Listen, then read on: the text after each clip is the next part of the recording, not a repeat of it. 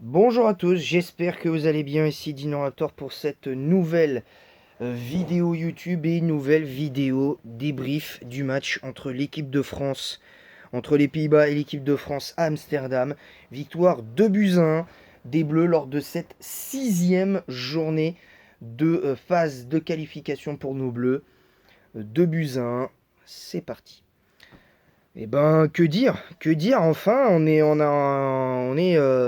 on peut aborder les deux prochains matchs en étant serein. Évidemment, donc une victoire 2-1 avec, bon, certes, peut-être un match un peu plus compliqué depuis qu'on a perdu face à l'Allemagne en amical. Alors, il est évident que j'aurais préféré gagner sans prendre de but parce que très honnêtement, gagner sans prendre de but, c'était à mon sens logique, on va dire.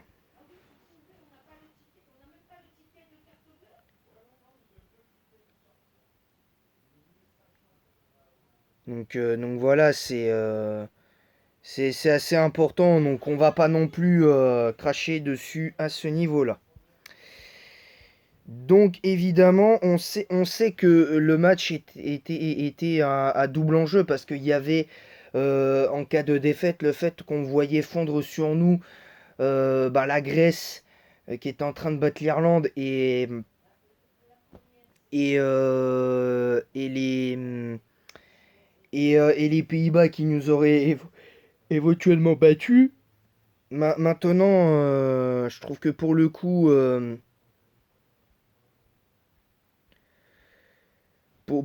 je trouve que c'est assez intéressant parce que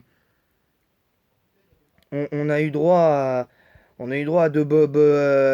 plutôt de bonnes choses. Maintenant, faut quand même être conscient de la réalité. Je pense qu'on n'est pas invincible dans ce type dans cette équipe. Pour moi, on n'est pas invincible. Donc j'espère même si j'ai envie de voir notre équipe de France gagner tous leurs matchs, c'est pas pour autant que je vais en vouloir à l'équipe de France pour une défaite. J'ai un petit peu bossé depuis 2016, depuis que je l'en aurais voulu à fond depuis la défaite en finale de l'Euro de 2016. Bon, faut dire aussi, c'était un jour spécial ce jour-là, le jour de la finale, donc c'était un peu casse-pied. C'était un peu casse-pied. Donc voilà, je pense qu'il faut qu'on soit conscient de ça. Donc on va d'abord parler du match des Pays-Bas. Moi personnellement, le match des Pays-Bas, j'ai pas apprécié leur match. Parce que même si bon la deuxième mi-temps pour eux était bien meilleure parce qu'ils se sont procuré un peu plus de situations, je trouve que pour le coup l'équipe des Pays-Bas sans leurs joueurs majeurs comme Gakpo en attaque ou même Fils de Paille pour distribuer un petit peu les ballons, créer du jeu. Côté Pays-Bas, je trouve que ça a été un petit peu bancal cette équipe des Pays-Bas. Ils n'ont pas pu vraiment jouer leur jeu face à une équipe de France qui était juste trop forte pour eux. Même si je pense qu'il y a quelques années, ça aurait été les Pays-Bas qui nous auraient battus parce que je pense que même sous l'ère Deschamps, je pense que avant le titre de champion en 2018, je pense que de toute manière, on aurait peut-être, là pour le coup, on aurait peut-être perdu face à cette équipe des Pays-Bas. Avec la même équipe, hein, je pense qu'on aurait perdu. Maintenant, après, chacun son avis là-dessus. Concernant le match des Bleus, moi j'ai aimé.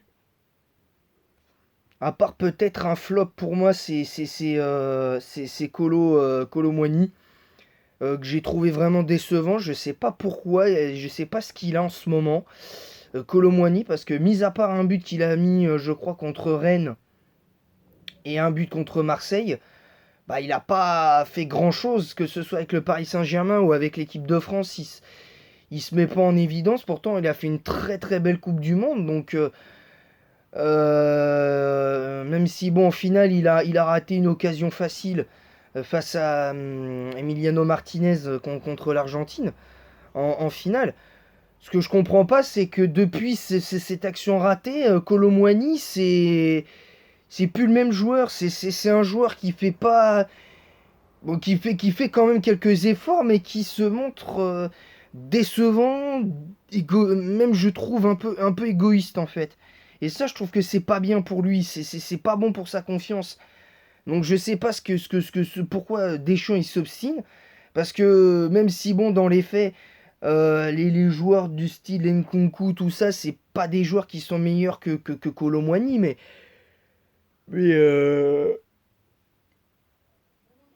quand tu vois l'entrée quand tu vois l'entrée de Marcus Thuram, ben, je m'excuse, mais pour moi, Kolo Muani, il doit être sur le banc.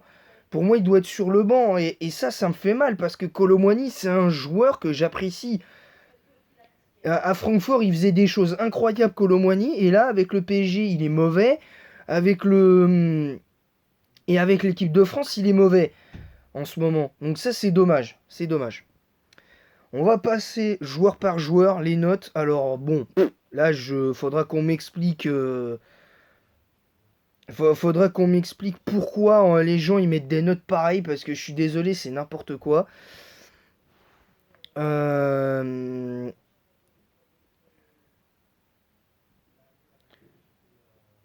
là, pour moi, le fait que là, en même temps, on parle des notes que Eurosport leur a données. Il y a la frayeur sur une faute de main à la 45e, une sortie ratée qui, soi-disant, ternit son bilan. Moi, je trouve pas du tout. Parce que, mis à part ces deux erreurs-là enfin, sa dernière erreur où il anticipe mal, bah, sinon pour moi c'est un 7 sur 10, voire même 8 sur 10 pour Maignan, parce que je suis désolé, mais je vais plutôt mettre 7 sur 10 pour Maignan. Moi je trouve que 5 sur 10 c'est sévère, parce que mis à part ces trois erreurs-là, je trouve qu'il a été solide, il a été bon dans ses interventions dans les airs, il a fait... Bon, le jeu au pied était un peu moins rassurant que d'habitude, mais il a fait son match pour moi. Pour moi, il a fait son match. Donc, c'est un peu n'importe quoi. Alors, Jonathan Klaus, 7. Bon, faudrait qu'on m'explique pourquoi. Ce qu'il faut que les joueurs fassent pour avoir un 8 ou un 9 dans ce match-là. Mais pour moi, Jonathan Klaus, c'est 9 sur 10. Il a été monstrueux du début à la fin. C'est n'importe quoi. Donc, je trouve que pour le coup, pour moi.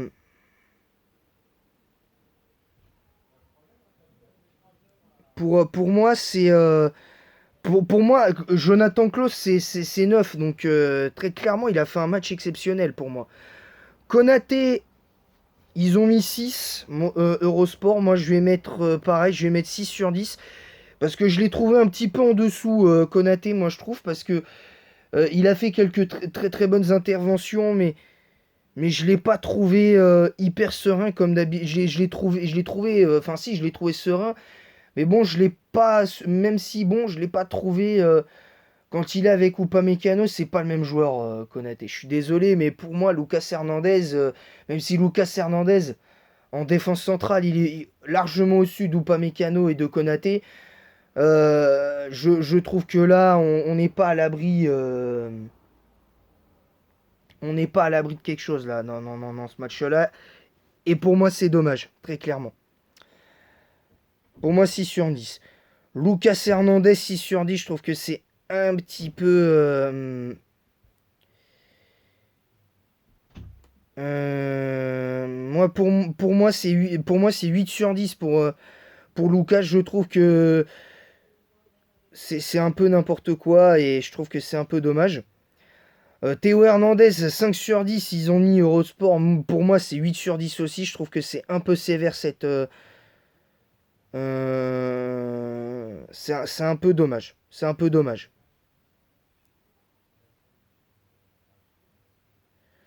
Aurélien Tchouameni, pour moi, c'est un 9 sur 10 aussi. Je trouve qu'il a été très très bon. Il a fait un énorme match.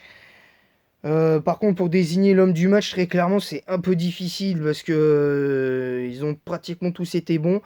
Rabiot, moi je lui mettrais 4 sur 10, je ne l'ai pas trouvé bon, même si la deuxième mi-temps, sa deuxième mi-temps était beaucoup mieux. Je l'ai trouvé catastrophique en première mi-temps, la deuxième je ne l'ai pas trouvé bon. Alors j'espère qu'il va se ressaisir, mais pour moi, Rabiot c'est 4 sur 10. Très clairement, et c'est un flop pour moi dans ce match avec Kolo Muani, très clairement. Griezmann, pour moi, c'est 9 sur... pour moi, c'est 9 sur 10. Il a fait une masterclass tout le match. Donc je trouve que le mettre... moi, pour moi, dire que la fin de la phrase, c'est ce qu'il a fait à Amsterdam avant de perdre peu à peu de l'influence. Je suis pas d'accord. Pour moi, il a été influent dans le jeu jusqu'à ce qu'il sorte du terrain. Donc voilà. Kingsley Coman 5,5, je trouve que c'est un peu sévère parce qu'il a été... je trouve que c'est un peu sévère parce que même si dans les centres il n'a pas été bon, je trouve il a fait de très très très bonnes choses. Pour moi, c'est un grand 8 sur 10 pour Coman. Mbappé, pour moi, c'est avec son doublé, c'est un 10 sur 10 parce qu'il a été très très bon. Pour moi, c'est très très bon. Donc, pour moi, pour moi, c'est pour moi, c'est 9 sur 10. Pour moi, c'est 10 sur 10. Donc, techniquement, je mettrais Mbappé homme du match parce que Mbappé, il a été omniprésent. Bon, même si, bon, on l'a pas beaucoup vu défendre, mais il est revenu quelques fois défendre. Donc, ça, c'est plutôt pas mal. Donc, donc voilà. Donc, je pense qu'il faut en être conscient. Kolo Muani, pour moi, c'est 4 sur 10. Pour moi, c'est les deux flops. Pour moi, c'est les deux flops du match. Même si, bon, Kolo Muani, à sa décharge quand même, il a essayé de trouver des solutions. Il a essayé de faire quelque chose. Il a essayé de se montrer quand même. Même s'il a fait beaucoup de mauvais choix, mais je lui mets quand même 4 sur 10. Et quand tu es en concurrence avec des joueurs comme Giroud et Marcus Thuram, c'est pas normal pour Kolo Muani. C'est pas normal. Voilà, voilà, donc c'est tout pour ce débrief. Merci de l'avoir suivi. Je vous retrouverai demain donc pour la suite du let's play de Pokémon Rouge en Nuzlocke, évidemment. D'ailleurs, on m'a donné un petit retour sur Instagram par rapport au fait que j'ai un petit peu trollé l'épisode de la traversée de la forêt de Jade, le combat contre Blue, etc., etc., puis que j'ai fait l'arène derrière. On m'a un petit peu reproché d'avoir fait la blague, la petite blagounette sur le fait que je disais que mes Pokémon, pour la parenthèse Pokémon, pour conclure la vidéo, on m'avait dit que j'avais fait une blague pas terrible sur le fait que j'avais dit ah mais Salamandre et Dino Queen ils ont plus qu'une seule chance, ils vont devoir et s'ils perdent c'est terminé. Donc voilà, donc pour le coup c'est pas ce qui s'est pour le coup c'est pas ce qui s'est passé. Parce que je savais qu'ils avaient que 3 secondes chance, ils avaient pas vraiment entraîné, donc j'ai voulu faire la petite blague, j'ai voulu faire une petite blague, j'étais d'humeur assez taquine. Voilà, donc c'est terminé pour la parenthèse Pokémon. J'espère en tout cas que pour le débrief foot ça vous a plu. En attendant, ben demain, voilà, donc demain, let's play. Mardi au mercredi, je sais pas, il y aura un autre match des Bleus, mais je vais pas débriefer, je ne débrieferai plus les matchs amicaux.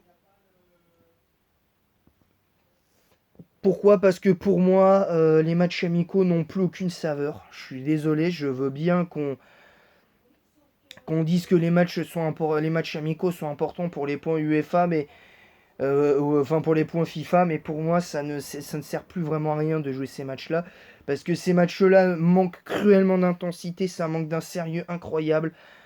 Tactiquement, ça joue à 5 ou 6 derrière, ça joue pas très bien, donc je trouve que les matchs amicaux, en ce sens-là, ça sert pas à grand-chose. Après, c'est vrai que c'est important, la seule chose pour laquelle ça sert, c'est que c'est important pour les points FIFA, mais pour moi, les matchs comme ça, moi je pensais que les matchs amicaux allaient progressivement disparaître définitivement et que la Ligue des Nations allait progressivement prendre la place des matchs amicaux. Et bah, finalement, c'est pas ce qui s'est passé. Je trouve que c'est un peu dommage. Donc, donc pour ça, un petit peu déçu.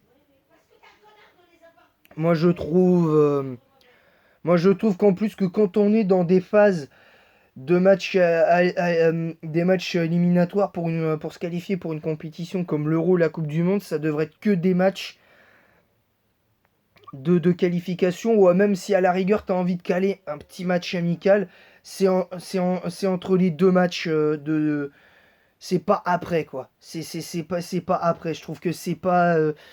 Ou à la limite, tu casses ton match amical avant les matchs de qualification.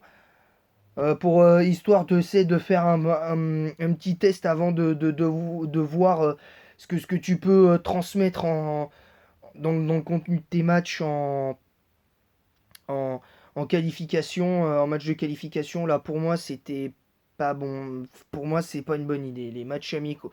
En plus, quand tu sais que tout au long de l'année, tu as des matchs Ces joueurs-là, ils jouent en club, ils jouent longtemps, ils jouent beaucoup. Physiquement, c'est très compliqué. Alors, voilà, après, les gens vont me dire, ouais, mais ils sont quand même grassement payés, c'est des professionnels. Faut, ils devraient pouvoir enchaîner les matchs. Bah, ouais, mais non, je suis pas d'accord. Parce qu'à un moment donné, que tu sois professionnel, c'est une chose. Mais que tu sois professionnel, encore une fois, je me répète deux fois, c'est une chose. Mais il faut quand même pas oublier que c'est des êtres humains, c'est pas des robots. Donc, ce qu'a dit Virgil van Dijk en conférence de presse juste avant le match face à la France, il a raison. Il y a beaucoup, beaucoup, beaucoup trop de matchs. Et même si en Ligue 1, les nombres de matchs s'est réduit, c'est passé de 38 à 34. Ça change pas le fait que entre ces matchs-là, t'as la Coupe de France, pour la Ligue 1, t'as la Coupe de France, t'as la Ligue des Champions. Pour ceux qui sont en Ligue des Champions, t'as la Ligue Europa, t'as la Conference League. Pour ceux qui sont en Coupe d'Europe. Donc globalement, t'as éventuellement la Coupe de France en plus en match, avec des matchs en plus en Coupe de France, des matchs en plus avec la Coupe d'Europe.